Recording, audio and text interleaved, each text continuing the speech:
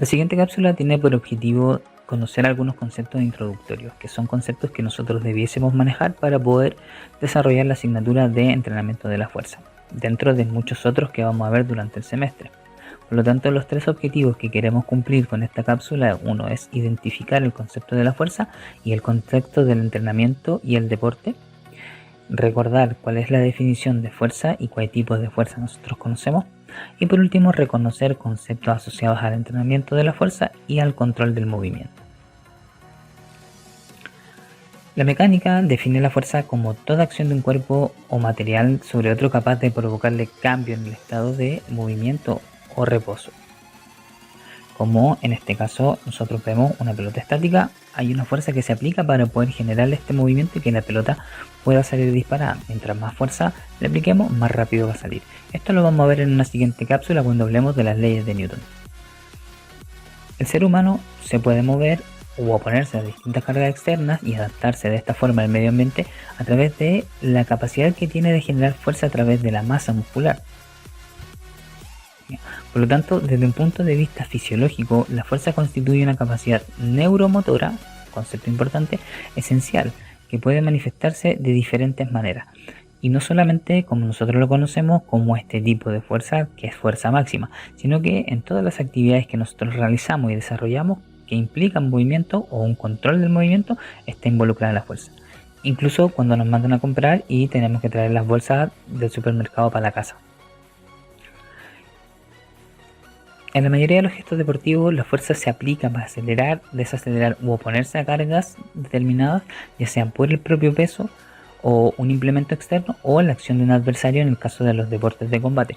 Por lo tanto, nosotros vamos a identificar y vamos a decir que nos estamos constantemente jugando, ya sea con una fuerza interna, que es la fuerza que yo puedo generar, para relacionarme con fuerzas externas a mí, que son con las que yo tengo que jugar para poder desarrollar tanto una actividad deportiva como cualquier actividad de la vida diaria.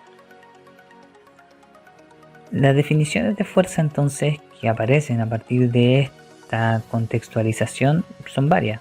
Lo que vamos a tratar de hacer es encontrar puntos en común. Por ejemplo, Platonov dice que la fuerza es la capacidad para vencer o contrarrestar una resistencia mediante una actividad muscular.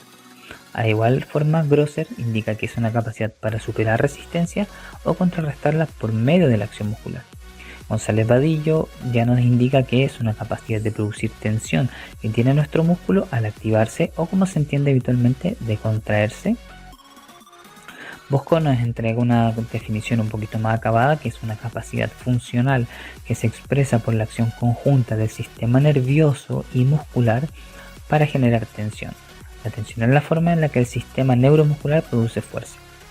Y por último, Bompa nos indica que es una capacidad neuromuscular de superar resistencias externas o internas gracias a la contracción muscular.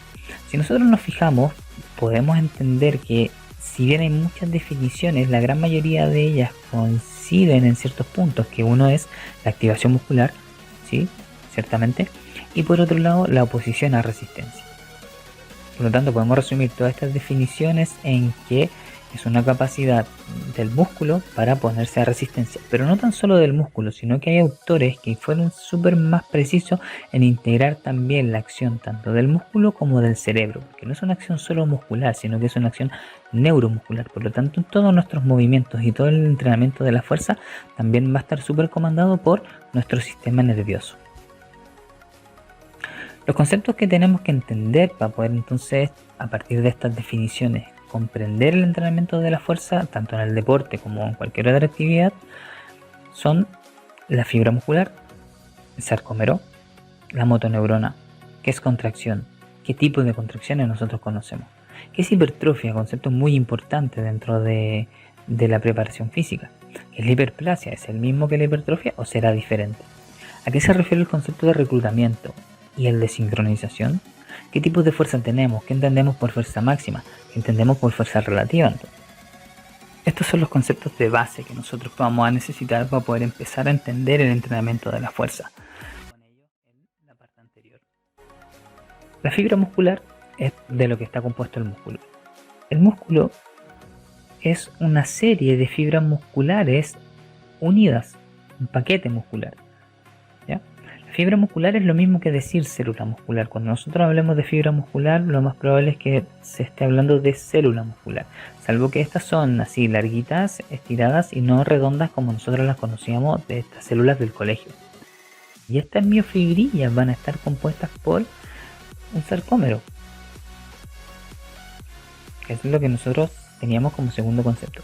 El sarcómero es este chiquitito que nosotros vemos acá, que está compuesto por actina y miosina, y el sarcómero es la unidad funcional del músculo, es básicamente lo que nos va a permitir la contracción muscular. O sea, a partir de esta tensión que se produce internamente en el sarcómero, se va a producir todo el movimiento que nosotros podemos visualizar cuando vemos un gesto deportivo.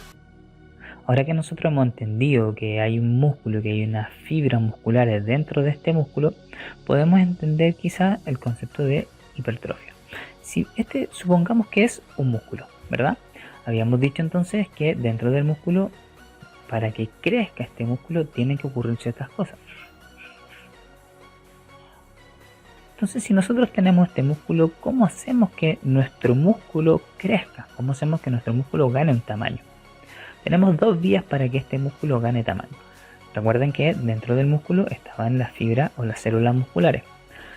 Una vía para que este músculo, las fibras o las células musculares crezcan de tamaño. Al crecer de tamaño estas, van a hacer que el músculo crezca así, de esta forma de tamaño. Por lo tanto, esto es lo que nosotros conocemos como hipertrofia, que es un aumento en el tamaño de las células musculares, ¿ya? Las células musculares entonces crecen en tamaño. ¿Okay? Otra alternativa que tenemos si nosotros quisiéramos hacer crecer este músculo es que aumenten la cantidad de fibra. Entonces, al llenarse de espacio va a crecer el músculo. Esto es lo que se conoce como hiperplasia. Y la hiperplasia es el aumento en el número de células musculares. El anterior entonces era el aumento en el tamaño de las células musculares, y este caso de la hiperplasia es el aumento en el número de células musculares. Ya vemos aquí que tenemos un número nuevo representado por estas fibritas amarillas, que no necesariamente son de ese color, pero es para que las diferencien de las fibras rojas que ya estaban puestas. Esta hiperplasia generalmente no se produce, o no a un nivel muy significativo. Hay varias investigaciones que dicen que se produce hiperplasia, pero la verdad es que nuestras células musculares no aumentan el número una vez que nosotros ya nacemos. Entonces, si bien pudiese aumentar, no va a ser significativo como para que haya un aumento o un tamaño importante del músculo. Para que este músculo pueda crecer, para que estas fibras puedan crecer entonces a través del proceso de hipertrofia, necesitan contraerse, y esta contracción va a estar determinada principalmente por unas unidades que son las motoneuronas. Esta no es una motoneurona, esta es una neurona, se parece al monito de Monster. Esta es una célula cerebral. Esta que nosotros tenemos acá sí es la motoneurona como concepto que nosotros estábamos indicando. Esta neurona, que es una célula cerebral, se va a adosar con estas patitas que tenemos acá a estas otras patitas que tiene en el núcleo de la motoneurona, donde va a viajar la información de aquí hasta acá, para que una vez después, cuando se conecte a nuestras fibras musculares, estas son fibras musculares, se pueda producir un movimiento. Esta acción, esta conexión de cerebro-músculo es lo que va a generar esta contracción muscular.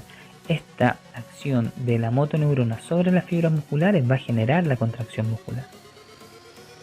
Ahora, una vez que nosotros hemos entendido que las motoneuronas son las responsables de generar esta contracción muscular, tenemos que ver qué tipo de contracciones conocíamos, y vamos a enfocarnos en tres principales tipos de contracciones que vamos a ver a lo largo de todo el semestre con distintos nombres.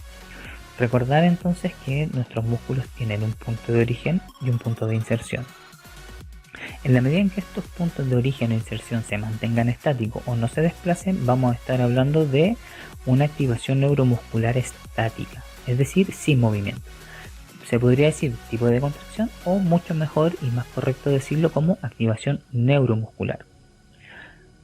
Esta contracción neuromuscular estática la conocemos también como contracción isométrica, ¿ya? Que es cuando los puntos de origen e inserción no se desplazan, lo cual no quiere decir que no estemos realizando fuerza.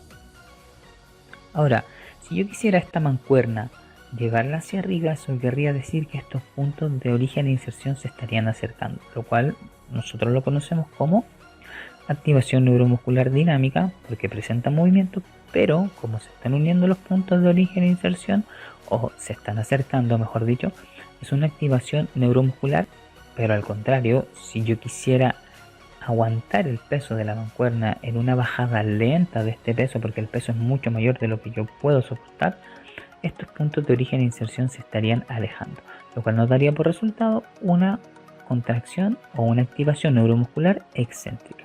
¿Okay?